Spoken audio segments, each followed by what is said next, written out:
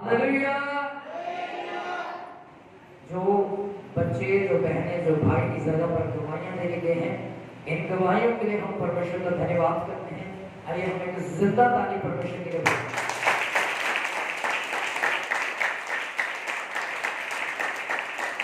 Hallelujah, hallelujah.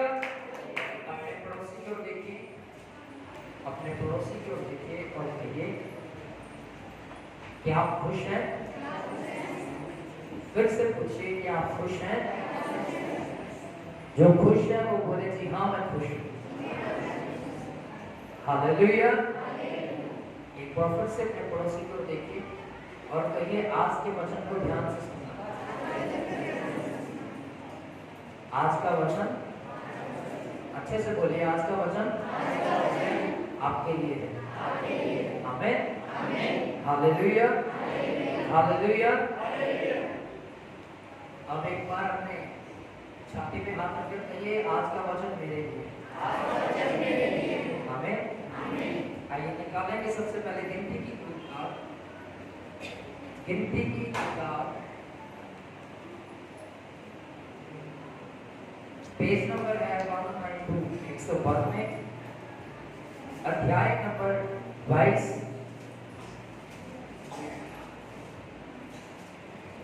कुछ बातों को आज ध्यान से सुनिएगा, क्योंकि ये जो बातें हैं सभी को मिल गया। अगर मिल गया तो ऊपर देखिए, नहीं मिला तो भी ऊपर देखिए। सिर्फ अपनी कॉपी पेन में कॉपी के ऊपर लिख लीजिए, अपने पेन के द्वारा घर पे जाके जरूर पढ़िए। कुछ बातें हैं जो आज हम इस जगह पर सीखेंगे कि परमेश्वर की आज्ञा ना मानने से हमारी जिंदगी में होता क्या बोला मैंने? परमेश्वर की आज्ञा ना मानने से हमारी जिंदगी में क्या होता है। चलिए सबसे पहले, अगर आप अपने बच्चे को कहते हो कि भाई देख बेटा तुम ये चॉकलेट ना खाएगा, ये चॉकलेट, क्योंकि आपको पता है कि आपने उसे क्यों मना किया है, क्योंकि आप उसके दांतों को सेफ रखना चाहते हैं। अगर आपका बच्चा ज्यादा चॉकलेट खाता है, दिन में 10-15 खा जाता है, तो आप उसे क्या कहोगे? चॉकलेट मत खाया कर, क्योंकि जैसे जैसे तो बड़ा होगा तेरे दांत खराब होना शुरू हो जाएंगे। ये आप उसके फायदे के लिए कहते हैं, उसके नुकसान के लिए कहते हैं। हालेलुया। पर अगर आपका बच्चा उसे ना माने तो इसमें किसका नुकसान है? आपका या आपके बच्चे का? किसका नुकसान है? हालेलुया। एक छोटी सी स्टोरी मैं आपको सुनाता हूँ। एक शिकारी और एक पादरी जंगल में जाते हैं। एक शिकारी और एक पादरी अर्थात एक पास्टर जंगल में जाता है। दोनों शेर का शिकार करने के लिए निकलते हैं। किसका शिकार करने के लिए? शेर का। पादरी भी झाड़ियों के पीछे छिपा होता है और शिकारी भी दूसरी तरफ झाड़ियों के पीछे छिपा होता है। जैसे ही शेर आता है, गोली दोनों की एक साथ होती है। दोनों की गोली एक ही साथ चलती है। दोनों भागे भागे बाहर आते हैं और देखते हैं कि शेर को मैंने मारा। पादरी कहता मैंने मारा, शिकारी कहता नहीं मैंने मारा, ये गोली मेरी है, देख मेरे हाथ में गोली। उसने कहा मेरे हाथ में कौन सा खिलौना है, तो मेरे हाथ में भी क्या है, तो तू कह कि गोली मेरी। उस पास्टर की चर्च का एक विश्वासी उस जगह पर आ जाता है। उस पास्टर की चर्च का एक विश्वासी उस जगह पर आ जाता है और उसका पादरी और वो शिकारी कहता है कि भाई तू ही हमारा न्याय कर, ये गोली किसकी है?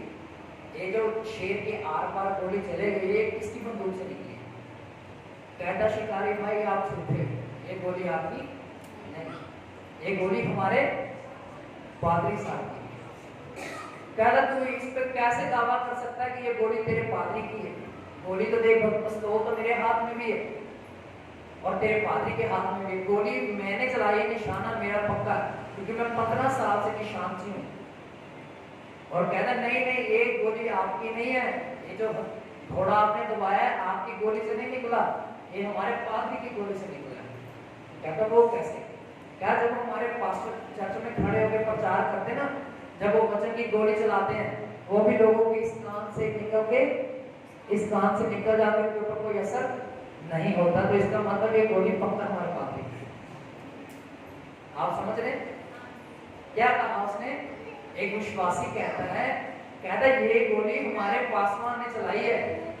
ये जो आर पार हुई ना, लोगों की जीवन में वो वचन रहता नहीं है, लोग सुनते हैं, गोली इधर से चलती है और इधर से बाहर चली जाती है और वो गोली उनके अंदर रहती नहीं है।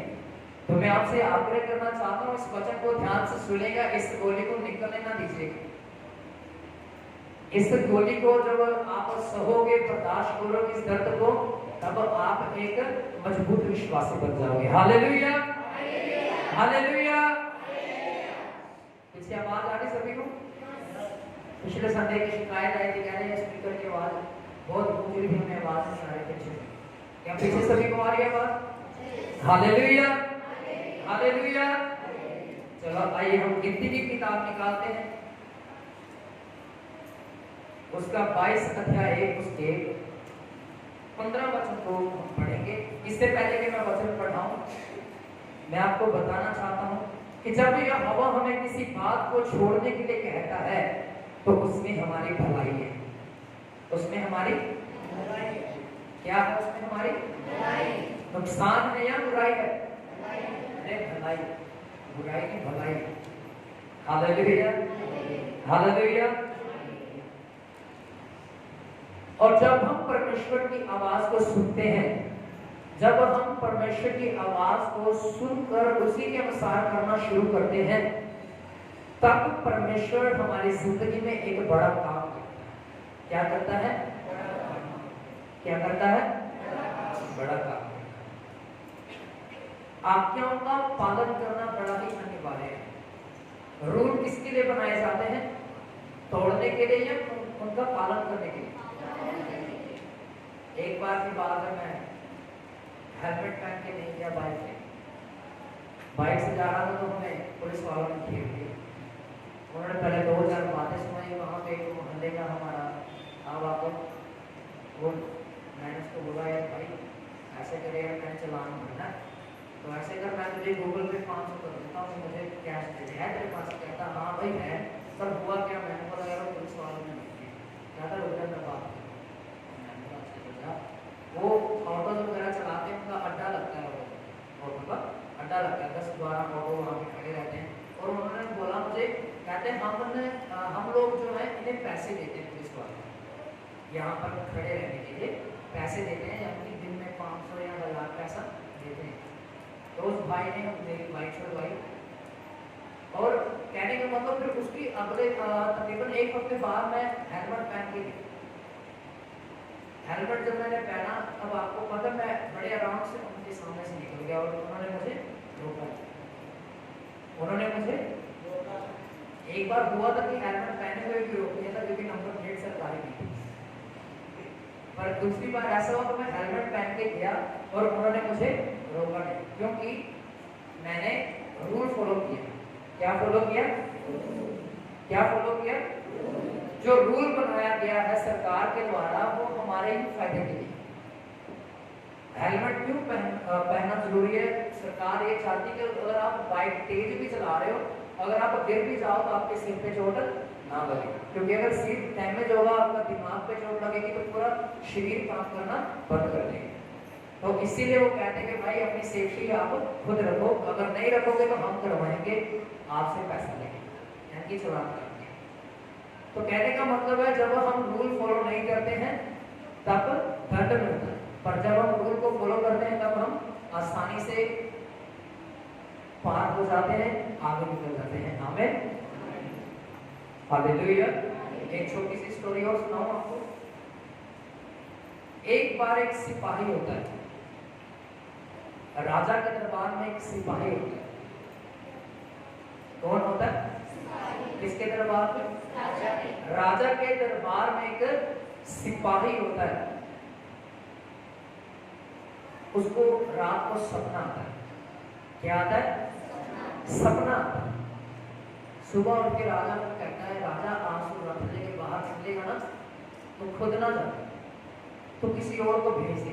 उसने कहा क्यों? मेरा जाना तो जरूरी है। कहता नहीं, अगर तू जाएगा तो वहां पे मौत हो जाएगी तेरी, क्योंकि मैंने सपना देखा। कहता अच्छा चलो मैं किसी और को भेज दूं। चलो उसने भेज दिया, वो बंदा वाकई उसका सपना सच हो गया। आपको पता है शाम को जब उसे राजा को पता लगा कि यार उसका सपना सच हो गया, उसने उस सिपाही को बुलाया, उसको इनाम दिया और काम से भी निकाल दिया। इनाम दिया और बोलिए, इनाम दिया, काम से भी निकाल दिया। ऐसा क्यों? इनाम भी दिया उसको और काम से भी निकाल दिया, ऐसा क्या? बताइए। क्योंकि जो सिपाही है उसकी जो ड्यूटी थी वो रात की थी। सपने कब आते हैं? सोते समय। कब आते सपने? राजा ने कहा भाई तुझे तो मैंने अपनी रक्षा के लिए खड़ा किया था, तू सो रहा है, इसका मतलब तभी तुझे सपना आया। इनाम तो दिया उसको, काम से भी बाहर निकाल। और ये वाक्य हमारी जिंदगी में भी होता है।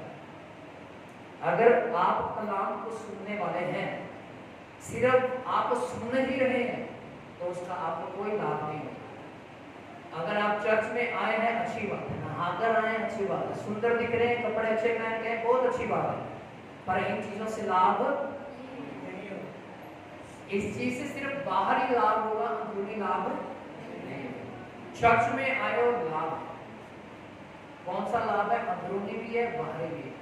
अगर वचन को सुना है तो लाभ है, पर अगर वचन को सुनकर नहीं चला तो वो नुकसान है। हालेलुया।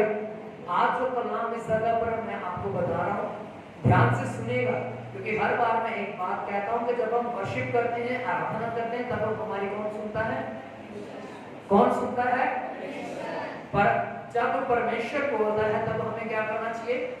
सुनना चाहिए। अब ये बारी हमारी है कि हम परमेश्वर की आवाज को सुने कि वो क्या चाहता है। आमीन। तो आइए एक छोटी सी स्टोरी है बाइबल में बिलाम के बारे में। बिलाम एक ऐसा नबी था पुराने नियम का, जो शब्द उसके मुख से निकला परमेश्वर उसे सफलतापूर्वक फलवंत करता था। जो शब्द बिलाम के मुख से निकलता था परमेश्वर उसे फलवंत करता था। क्या करता था? सभी बोले, क्या करता था? फलवंत करता था। चाहे वह आशीष का हो, चाहे वह हानि का, चाहे वो श्राप का हो, चाहे वह लाभ का। Hallelujah, hallelujah. परमेश्वर उसको आशीषित करता था।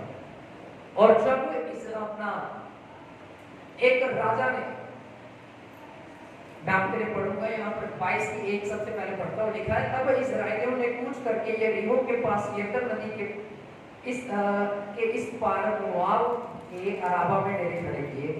सिपोरा के पुत्र बालाक ने देखा कि इस्राएल ने अमोरियों से क्या किया, इसीलिए मोआब यह जानकर कि इस्राएली बहुत हैं, उन लोगों से अत्यंत डर गया, यहाँ तक कि मोआब इस्राएलियों के कारण अत्यंत व्याकुल हो गए।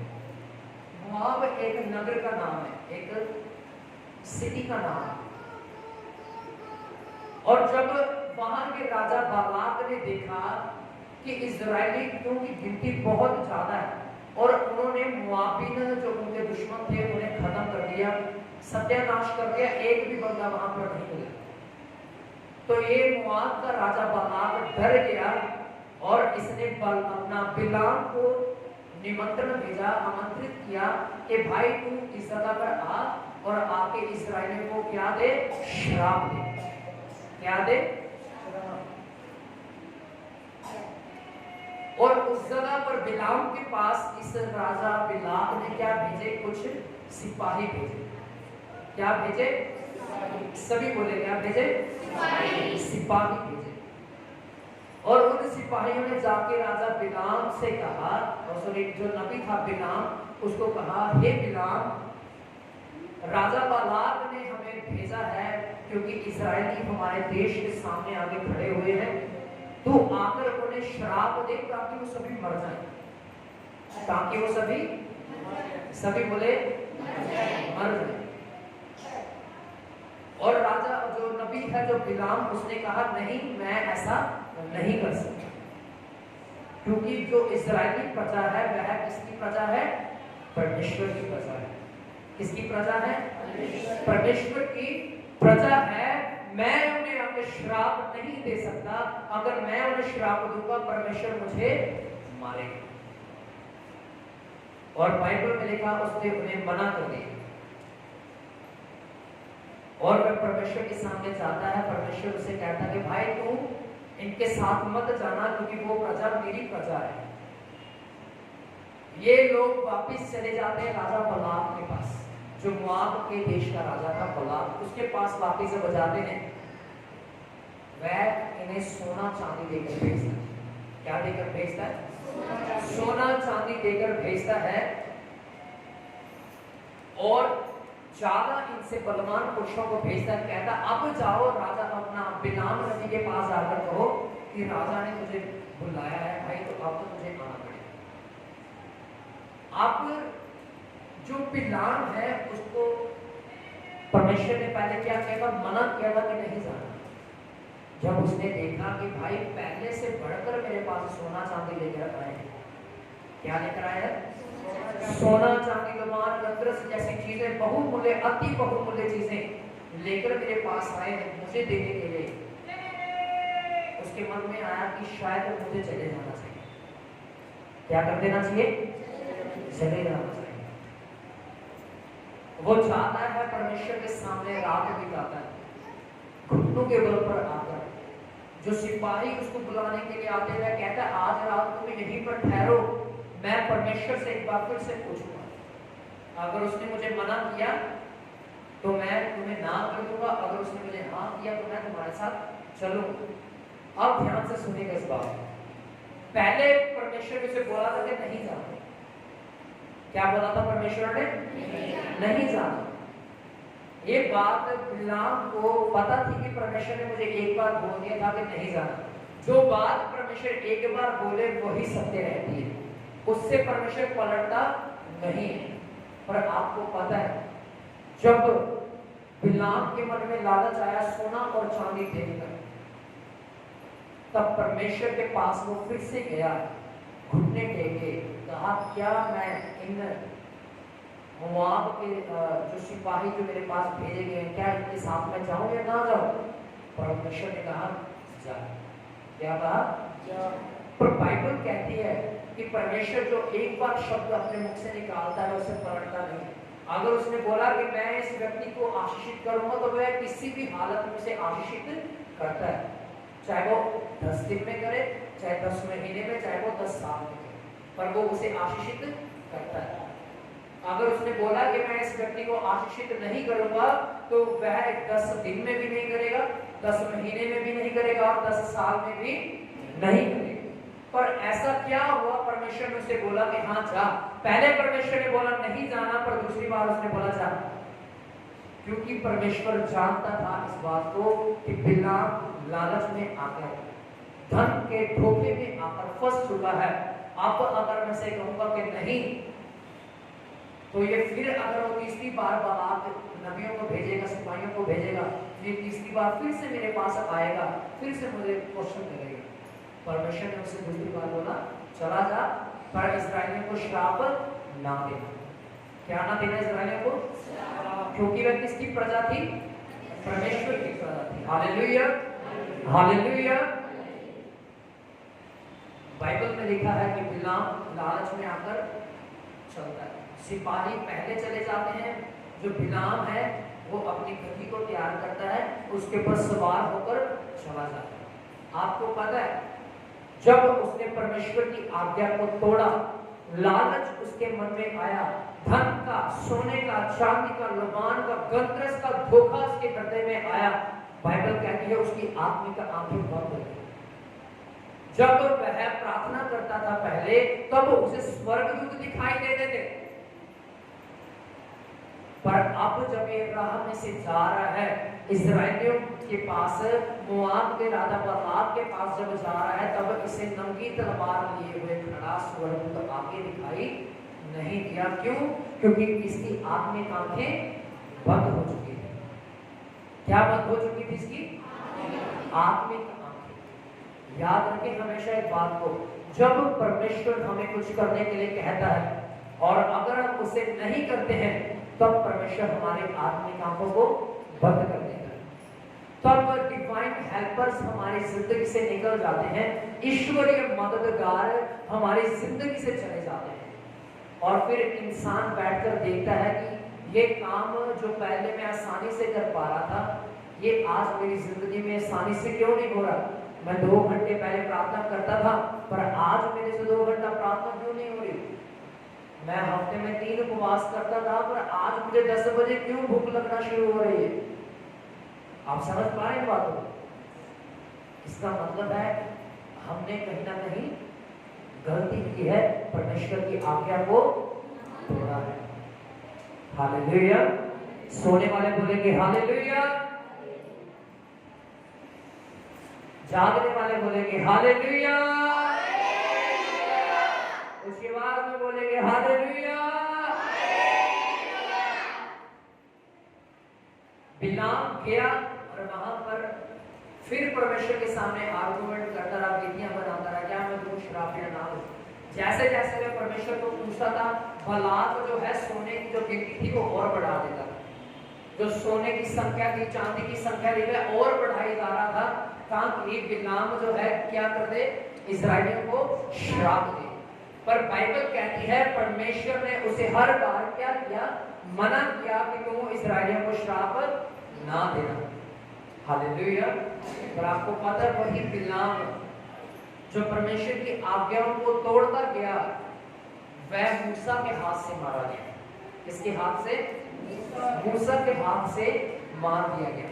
जिन इजराइलियों को वो श्राप देने के लिए आया था, जिन इजराइलियों को श्रापित करने के लिए परमेश्वर के सामने वो बार बार घुटने टेक रहा था, जिस सोने और चांदी, लोबान, गंधरस जैसी अति बहुमूल्य चीजों को पाने के लिए बार बार इजराइलियों को श्राप देना चाहता था, परमेश्वर ने उन्हीं इजराइलियों के द्वारा बिलाम को मरवा डाला मूसा की तलवार के द्वारा। Hallelujah, hallelujah. आप समझ पा रहे हैं? अगर हम परमेश्वर की आज्ञाओं को आज तोड़ रहे हैं, अगर हम परमेश्वर की आज्ञाओं का उल्लंघन कर रहे हैं, तो याद रखें परमेश्वर की तलवार आपके विरुद्ध चलेगी। परमेश्वर की तलवार, यिर्मयाह की किताब में लिखा, जब वह चलता है तो बड़े से बड़े पहाड़ मैदान बन जाते हैं। जब वह चलता है तो बड़े से बड़े मैदान, बड़े से बड़े पहाड़ मैदान बन जाते हैं। बाइबल कहती जब वह बोलता है नदियां सूख जाती हैं। जब वह बोलता है, एक बड़ी अद्भुत बात प्रकाशित वाक्य में लिखी, परमेश्वर अपनी फूंक से शैतान को मार देगा। किसके द्वारा? अपनी फूंक से शैतान को क्या कर देगा? मार देगा। Hallelujah, hallelujah. आप खुद सोचिए वो कितना सामर्थ्य परमेश्वर है, जिसके चलने से पहाड़ मैदान हो जाते हैं, जिसके बोलने से नदियां सूख जाती हैं, जिसकी फूंक से शैतान मर जाता है। Hallelujah, hallelujah. अगर हम उसकी आज्ञाओं का उल्लंघन करेंगे तब क्या वह हमें छोड़ेगा? वह अपनी लाठी उठाएगा, अपनी तलवार हमारे विरुद्ध चलाएगा और हमें क्या करेगा? नाश करेगा और मारेगा। Hallelujah, hallelujah. आप में से कोई बता सकता है, कोई ऐसी एग्जांपल मुझे दे सकता है? बाइबल पढ़ने वाले इस बात को जानते होंगे। बहुत से लोग हैं जिन्होंने परमेश्वर की आज्ञा का उल्लंघन किया। नए नियम में चाहे पुराने नियम से अगर आपने कभी पढ़ा हो, परमेश्वर ने उनको दंड दिया। कोई बता सकता है? एक एग्जांपल कोई बता सकता है? एक उदाहरण? योना नबी। कितने लोग हैं जो योना नबी के बारे में जानते हैं? और बाइबल कहती है योना नबी के ऐसा नबी था, परमेश्वर ने उसे आवाज दी, कहा भाई तुझे आज नीनवे को जाना है। कहाँ जाना है? नीनवे शहर की तरफ तुझे जाना है। और जैसे उसने ये शब्द सुना कि भाई नीनवे को जाना, तो डर गया। क्या हो गया? वह डर गया। क्यों? क्योंकि वह बलवान देश था, बलवंत था, वहां के सिपाही बड़े बलवान थे, ताकतवर थे। और योना डर गया, कांप उठा कि अगर मैं वहां पर जाके नीनवे के विरुद्ध ये भविष्यवाणी करूंगा कि परमेश्वर ने कहा है कि मैं इन 40 दिनों में इस नीनवे को खत्म कर दूंगा, तो वह मुझे खत्म कर देंगे। और इस बात से वह नीनवे की जाने की बजाय वह किधर गया? तर्शीश को गया। किधर गया? तर्शीश को भाग गया। समंदर में बैठा, जहाज में जब वो चढ़ा तो बाइबल में लिखा परमेश्वर ने प्रचंड आंधी चलाई, और वहां के जो लोग थे उस जहाज में और भी लोग बैठे थे, उन्होंने कहा कि ऐसा कभी नहीं हुआ आज तक हमारे साथ। हम चिट्ठी डालेंगे, देखेंगे भाई कि हम में से वो पापी कौन है जिसने परमेश्वर के विरुद्ध ये पाप किया और इसके कारण हम पर विपत्ति आई। तो चिट्ठी किसके नाम पर निकली? योना के नाम पर निकली। और योना नीचे सो रहा था। जो जहाज होता है उसके नीचे सीढ़ियां होकर के कॉर्नर पे वह लेटा हुआ था, गहरी नींद में था। वो ऊपर आया, तब उसने देखा कि चिट्ठी मेरे नाम की निकली है। बाइबल में लिखा, उसने कहा, उन चारों ने कहा कि अब हम तेरे साथ क्या करें कि ये आंधी, ये तूफान थम जाए। उसने कहा मुझे उठा के कहाँ फेंक दो? समंदर में फेंक दो, पानी में फेंक दो। जैसे ही वह पानी में गिराएगा, जो आंधी थी, जो तूफान था, वह शांत हो गया। और परमेश्वर ने एक बड़े मच्छ को भेजा और वह उसे निगल गया। 3 दिन 3 रातें योना नबी बड़ी मछली के पेट में रहा। और तीसरे दिन उसने प्रार्थना किया कि परमेश्वर जहां मुझे भेजेगा मैं वहां जाऊंगा, एक बार मुझे इस मछली के मुंह से निकाल दे। बाइबल में लिखा, उस मछली ने नीनवे के तट पर उसे गिराया। किसके तट पर? यानी कि एक किनारा जो नीनवे नगर का था, उस नगर में उसे गिराया। और फिर उसकी अकल ठिकाने आई, जाके उसने ये प्रचार किया कि हे नीनवे के लोगों, पाप करना छोड़ दो, परमेश्वर के पीछे चलो, परमेश्वर तुम्हें आजाद करेगा। 40 दिन तक नहीं सुना उन लोगों ने, पर जब कुछ दिन रह गए, जब ये बात नीनवे के राजा को पता लगी, उसने पूरे देश में ऐलान करवा दिया कि भाई ना तुम कुछ खाओगे, ना तुम्हारे बच्चे कुछ खाएंगे, ना तुम्हारे पंछी कुछ खाएंगे, ना ही तुम्हारे पशु कुछ खाएंगे। हम उपवास में रह के परमेश्वर के सामने अपने पापों का क्या करेंगे? पश्चाताप करेंगे। बाइबल में लिखा, परमेश्वर ने जो हानि नीनवे को पहुंचाना चाही थी उसे पलट दिया। Hallelujah, hallelujah. यहूदा इस्करियोती के बारे में कितने लोग जानते हैं? यहूदा इस्करियोती के बारे में इधर भाइयों में से और कोई जानता है यहूदा इस्करियोती के बारे में? इधर अभी भैया आपको पता है यहूदा इस्करियोती कौन? इधर पीछे, इधर यहूदा इस्करियोती कौन था? यीशु मसीह का वो चेला जिसने यीशु मसीह को पकड़वाया था, उसका नाम क्या था? यहूदा इस्करियोती। हालेलुया। और आपको पता है वह यीशु मसीह का कैशियर था, खजांची था। जितने पैसे यीशु मसीह के पास आते थे वह सारा पैसा यहूदा इस्करियोती को पकड़ाता था कि भाई तुम इसकी देखरेख कर, विधवाओं को खाना देना, बच्चों को खिलाना, जो लोग आते हैं उनको खिलाना, ये सारी जिम्मेवारी तेरी रहेगी। और बाइबल कहती है कि वह उस थैली में से जो भेंट लोग देते थे उसमें से चुराता था। क्या करता था? चुराता था। ये बात परमेश्वर जानता था, यीशु मसीह इस बात को जानता था, जानने के बावजूद भी उसने उसे कुछ नहीं कहा। पर आपको पता है उसका वो थोड़ा थोड़ा चोरी करना, थोड़ा थोड़ा पाप करता रहना उससे फांसी तक ले गया, उसे मौत तक ले गया। अगर हम भी वो गुनाह जो हमारी जिंदगी में है आज हम करते हैं, थोड़ा थोड़ा करते हैं, थोड़ा थोड़ा करते हैं, जैसे कहते हैं ना बूंद बूंद से तालाब भर जाता है, वैसे ही पाप थोड़ा थोड़ा करने से पूरा शरीर नाशवान बन जाता है, हमारी देह नश्वर बन जाती है। Hallelujah, hallelujah. ये बात यीशु मसीह जानता है कि इस जगह पर कितने लोग बैठे हैं। उसको ये भी पता है कि कितने लोग कल रात को पाप करके आए। उसको ये भी पता है कि यहाँ पर कितने लोग हैं जिन्होंने आज पश्चाताप कर लिया। उसको ये भी पता है कि कितने लोग हैं जो चर्च से बाहर जाते ही पाप करेंगे। पर आपका थोड़ा थोड़ा पाप करते रहना आपको मृत्यु की तरफ लेके जा रहा है। हालेलुया। हालेलुया। बिलाम का पाप करना, प्रार्थना करना, आपको पता पाप गिना गया। जब उसने दूसरी बार परमेश्वर के सामने प्रार्थना किया तब वह पाप गिना गया। क्यों? क्योंकि परमेश्वर ने उसे बोला था कि तू मत जाना, पर वो दूसरी बार आके प्रार्थना करना घुटनों के बल पे आगे कि मैं जाऊं या ना जाऊं। परमेश्वर की नजर में वह क्या था? पाप था, क्योंकि परमेश्वर अपने मुख का, अपने मुख से निकले वचन का सच्चा परमेश्वर है और उसे फलवत्त करता है। Hallelujah, hallelujah. कितने लोग समझ पा रहे इस बात को? याद रखें, जो लोग आज धन के धोखे में हैं, धन के लालच में हैं, वह कभी भी परमेश्वर की आवाज को सुन नहीं सकते और उनकी आत्मिक आंखें बंद कर दी गई हैं। पहला कुरिन्थियों में लिखा है, शैतान ने, इस संसार के हाकिम ने लोगों की आंखों के ऊपर ऐसा पर्दा डाल रखा है कि वह परमेश्वर के तेजों में प्रकाश को ना देख सके। आज हम यीशु मसीह की आवाज को इसीलिए नहीं सुन पाते हैं, पवित्र आत्मा की आवाज को हम इसलिए नहीं सुन पाते हैं क्योंकि शैतान की बातों को सुन सुनकर हमने अपनी आंखों के ऊपर, अपने कानों के ऊपर क्या कर दिया है? पर्दा डाल दिया है। क्या डाल दिया है?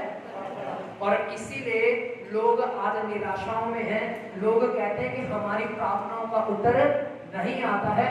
लोग ये कहते हैं कि हमारी जो प्रार्थनाएं हैं बड़े सालों से पेंडिंग चल रही है, इतने सालों से मैं प्रार्थना कर रहा हूँ, मेरी प्रार्थना का उत्तर क्यों नहीं आ रहा? इसीलिए नहीं आ रहा क्योंकि आप परमेश्वर की आवाज को सुनना बंद कर चुके हैं। कितने लोग हैं जिस जगह पर प्रार्थना करने वाले हैं, जो प्रार्थना करते अपने घर में जाकर? ईमानदारी से आप बताइए, जिनके दोनों बाजू में सलामत है वो दोनों ऊंचा हाथ उठाए, ऊंचा, ऐसे ऐसे ऊंचा।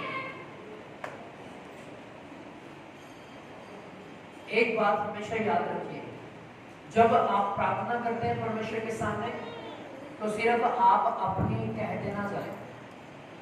बहुत बार ऐसा होता है कि इंसान जो प्रार्थना करता है तब वह सिर्फ यही कहता है, प्रभु जी मेरी जिंदगी में ये काम नहीं हो रहा, प्रभु जी मेरी जिंदगी में ये नहीं हो रहा, मेरे जीवन में ये क्यों है, मेरी जिंदगी में वो क्यों है। हम अपनी सुनाते हैं। हम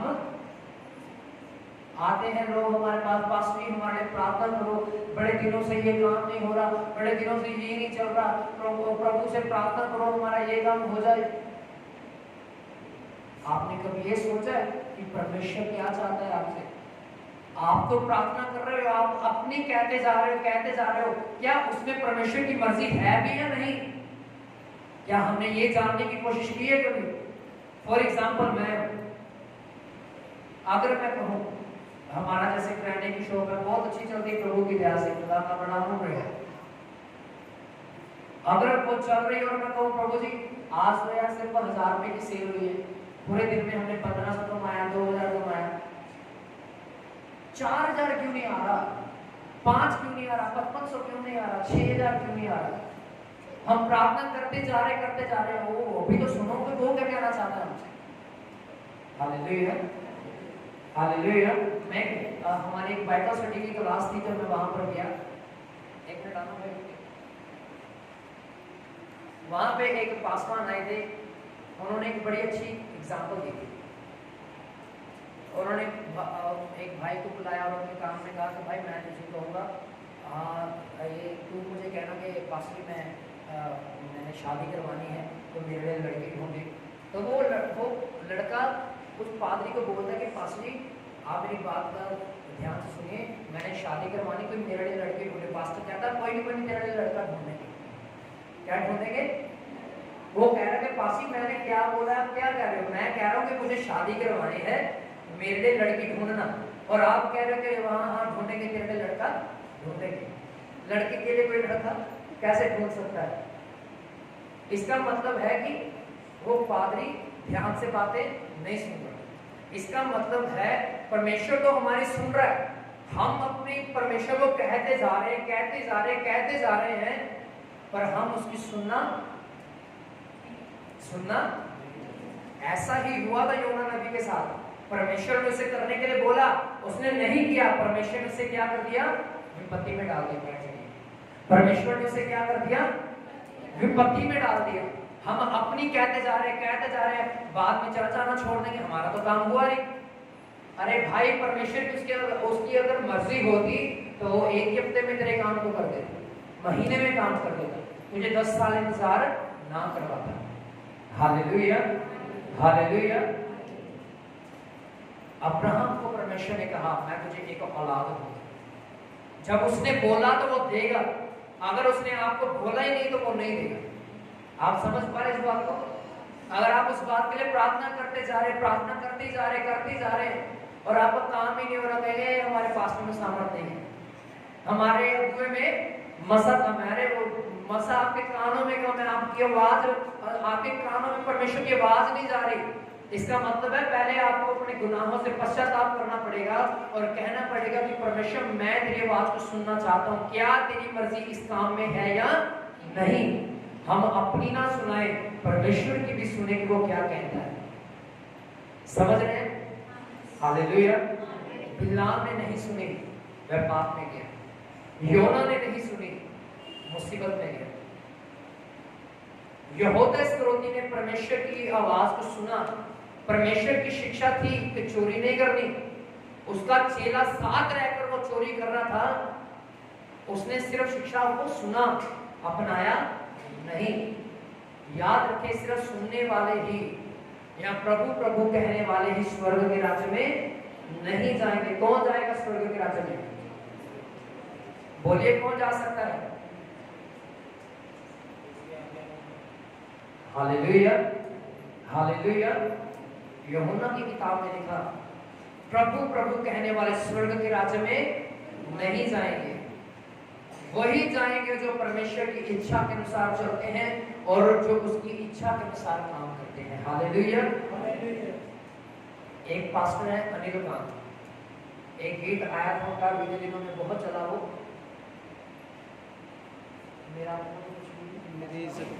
मेरी इज्जत खुदावंद है। सुना आपने कि मेरी इज्जत खुदावंद है, मेरा अपना तो मुझ में कुछ नहीं है। हालेलुया। उन्होंने कहा कि जब मैं सुबह उठता हूँ तो मैं अपना अलमारी का कबर्ड खोलता हूँ, कबर्ड खोलने के बाद मैं प्रार्थना करता हूँ, कहता हूँ कि खुदा मुझे इन कपड़ों में से आज कौन से कपड़े पहनने चाहिए। और जब तक मुझे परमेश्वर की आवाज़ नहीं आती मेरे कानों में या मेरे हृदय में वो नहीं डालता, तब तक मैं कोई दूसरा कपड़ा नहीं उठाता।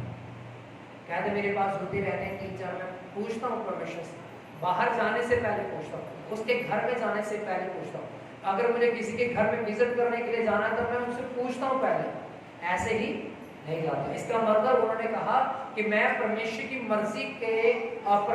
मर्जी को जाने बिना नहीं जाता कहीं पर।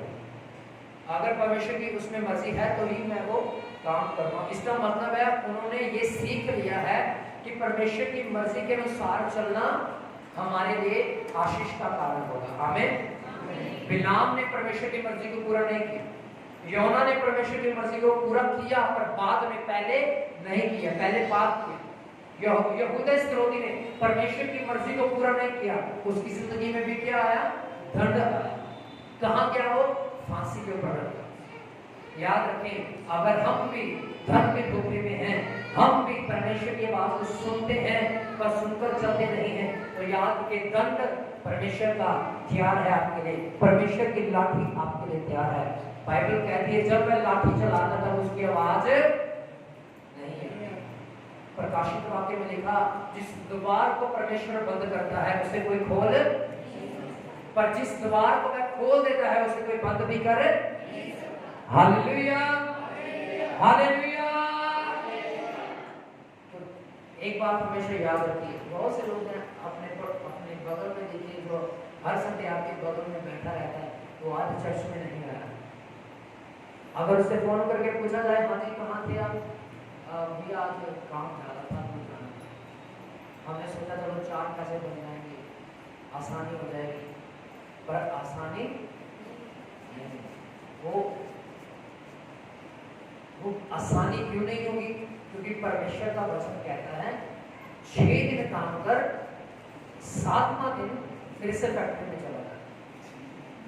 ऐसे लिखा है 6 दिन काम कर, 7वां दिन भी अपने काम करने वाली जगह में चला जा। ऐसा लिखा है? कैसा लिखा है? 6 दिन काम कर और 7वें दिन परमेश्वर की हजूरी में आ। ये परमेश्वर की आज्ञा है। और जो संडे चर्च में नहीं आता, इसका मतलब वह आज्ञा को क्या करता है? और फिर जब वो पैसा 500 दिहाड़ी कमा कर लाता, वो बीमारी में चला जाता है। फिर आते दुआ करवाते, पास्टर प्रार्थना कर लीजिए। चंगे तो बोल दोगे, पर जो आपकी मेहनत जो थी, आपने सारा दिन खराब किया, अगर वही आप परमेश्वर के चरणों में बैठ के बिताते, अगले दिन काम पे जाते, तो परमेश्वर आपको हफ्ता भर आशीष करता। आमीन, हालेलुया।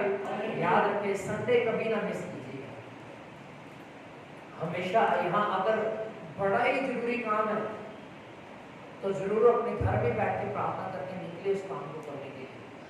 पर अगर है थोड़ा बहुत काम है, तो फिर मुझे लगता है कि आपको हमेशा कलीसिया में आना चाहिए, संगति में आना चाहिए, ताकि परमेश्वर आपको फलवत्त कर सके। Hallelujah, hallelujah.